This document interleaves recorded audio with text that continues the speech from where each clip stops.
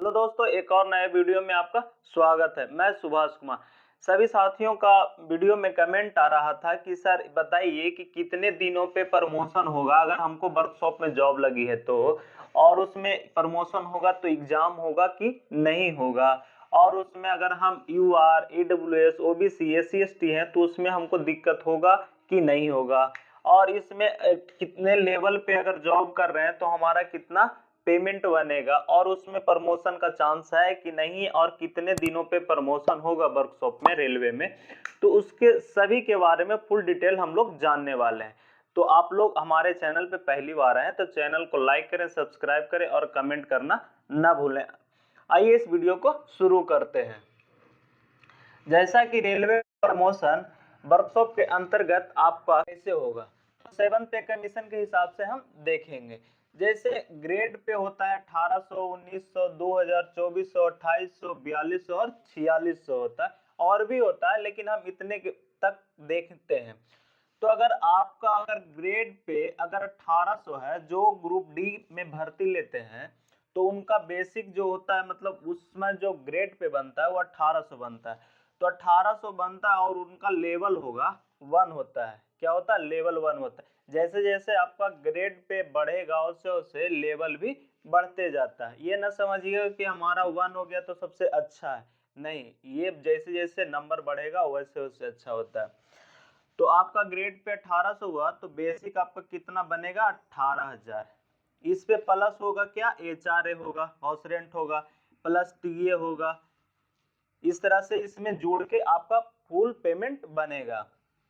और सही, अगर आपका 1900 अगर ग्रेड पे होता है तो उसका बेसिक बनता है 19,900।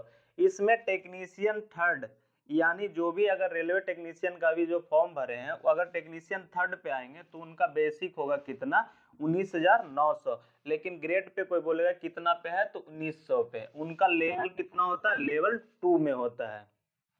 और ग्रेड पे अगर 2000 होता है तो यह आरपीएफ कांस्टेबल होते हैं जितने भी भर्ती, वो सब 2000 बेसिक पे, मतलब 2000 ग्रेड पे भर्ती होते हैं। उनका जो बेसिक पे होता है, यानी जो पेमेंट बनता है वह 21,700 बनता है। बाकी इस पे सारा चीज ऐड होता है, एचआरए वगैरह, टीए वगैरह, जो भी इनका होता है, रनिंग अलाउंस जो भी होगा सब इसी पे ऐड होगा, डीए वगैरह सब इसी पे ऐड होता है।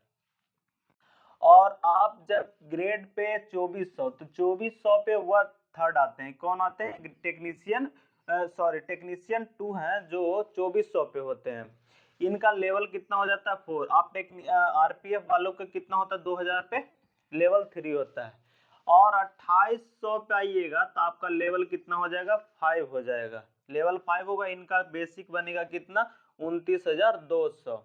और यह टेक्नीशियन फर्स्ट हो जाते हैं। यहाँ पे 2400 में टेक्नीशियन 2 होते हैं और 2800 पे फर्स्ट हो जाते हैं। उसके बाद आता है 4200। ग्रेड पे कितना? 4200। तो 4200 में आपका लेवल कितना हो जाएगा? 6 हो जाएगा। और इसमें आपका बेसिक पे हो जाएगा कितना? 35,400। ये ना समझिएगा कि आपका, यहाँ तक तो समझ में आ रहा होगा कि ग्रेड पे हमारा जब बढ़ेगा तो बेसिक भी बढ़ जाता है। हम भी यही सोचते थे, लेकिन यहाँ पे उल्टा होता है। जब आपका जो ग्रेड पे है 4200 होने के बाद आपका पेमेंट ये 35,400 ही रहेगा, इससे ज्यादा नहीं होगा। इस पे सारा होगा, इस पे डीए जुड़ेगा, इस पे आपका एचआरए हाउस रेंट जुड़ेगा, इस पे आपका टीए जुड़ेगा, सब इसी पे जुटेगा। 35,400, 4200 पे नहीं जुटेगा। यहाँ हो रहा था कि 2800 है तो इसका 10 गुना कर दीजिए, प्लस में और भी जुट रहा था। ऐसा यहाँ पे नहीं होता। जैसे यहाँ पे 4600 हो जाता है, 4200 में तो आ जाएंगे कौन? जेई आ जाएंगे और एमसीएम आ जाएंगे।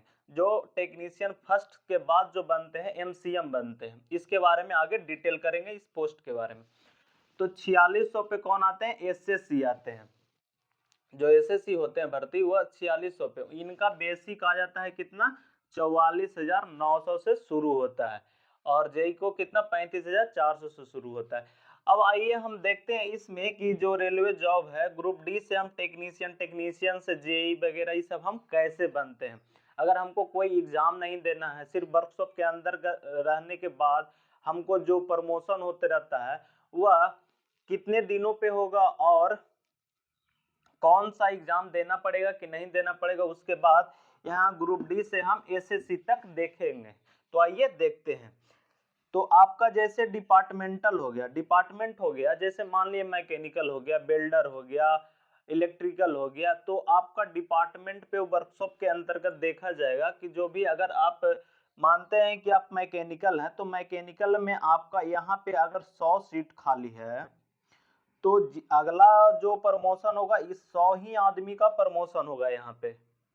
अगर यहाँ पे फिर अगर आप यहाँ पे 200 हैं और आपका यहाँ पे 100 सीट खाली है तो यहाँ से जो सीनियरिटी में होंगे, जो 100 होंगे, 200 में 100 जो होंगे वह प्रमोट किए जाएंगे और फिर कुछ दिनों के बाद फिर जो 100 बचेंगे वो भी आगे प्रमोट कर दिए जाएंगे। ऐसे ही हर एक डिपार्टमेंट में होगा, जैसे मैकेनिकल हो, चाहे इलेक्ट्रिकल हो, जो भी हो सबको इसी तरह से आगे प्रमोट किया जाता है, क्योंकि वर्कशॉप में एक लिमिट सीट होता है, उसी सीट में सभी को रखा जाता है।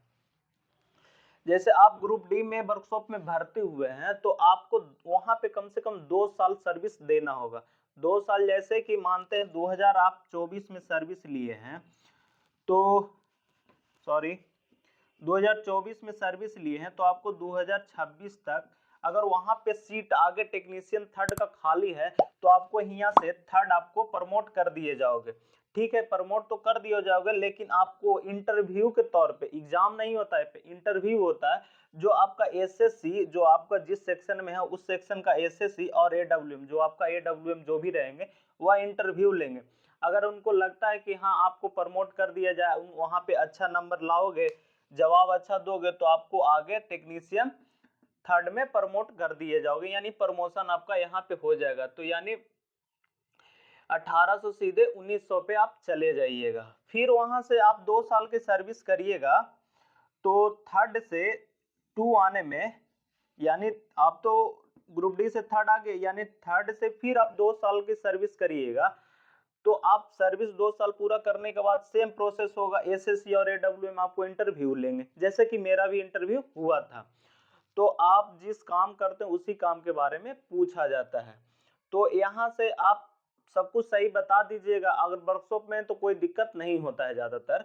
तो आपको 2 साल के बाद टेक्नीशियन 2 में प्रमोट कर दिए जाओगे, यानी 1900 से सीधे डायरेक्ट 2400 में आ जाइएगा। तो 2400 का जो बनेगा बेसिक, ये कितना बनेगा, यहाँ बन रहा था 19,900, यहाँ डायरेक्ट बन जाएगा कितना, 25,500 बनता है। टेक्नीशियन थर्ड से 2 बनने में ज्यादा बेनिफिट होता है, यहाँ पे मतलब ज्यादा पैसा का इंक्रीज हो जाता है यहाँ पे। उसके बाद जैसे ही आप थर्ड 2 बनिएगा, 2 के बाद अगर 1 बनना होता है, 2 के बाद 1, तो यहाँ पे आपको यह होता है कि यहाँ पे कोई एग्जाम नहीं देना पड़ता है, ना आपको एग्जाम देने की जरूरत है, ना आपको कोई इंटरव्यू होता है। डायरेक्ट आपका अगर सीट खाली है, जिस डिपार्टमेंट में आपका डिपार्टमेंट जो भी मिला है उस डिपार्टमेंट में अगर सीट खाली है वहां पे, तो आपको डायरेक्ट 2 साल के बाद प्रमोशन कर दिए जाइएगा। और जब आप यहाँ पे आइएगा 2400 से 2800 पे, तो आपका सीधे कितना 29,200 बेसिक बन जाएगा। यहाँ पे कोई एग्जाम नहीं होता है। और टेक्नीशियन फर्स्ट के बाद एमसीएम बनना होता है, मतलब यहाँ पे होता है कि ग्रुप डी के बाद टेक्नीशियन थर्ड के बाद 2 के बाद 1 के बाद आप एमसीएम बनिएगा। यहाँ पे भी एमसीएम बनने में कोई एग्जाम, कोई इंटरव्यू नहीं होता है आपका, लेकिन यहाँ से यहाँ जाने में एमसीएम में करीब ज्यादा टाइम लगता है। यहाँ पे 2 साल में आपका नहीं हो, क्योंकि जब तक आगे सीट, एमसीएम का सीट थोड़ा कम लिमिट मात्रा में रहता है, तो इसीलिए यहाँ पे आपको प्रमोशन होने में 5 साल 10 साल भी लग सकता है। और यहाँ पे आप एमसीएम बन गए यानी 4200 पे आ गए, यानी जेई के बराबर में आप आ चुके हैं। तो यहाँ पे जेई ये है कि जेई काम बुक करता है और एमसीएम काम करता है, अंतर यही है।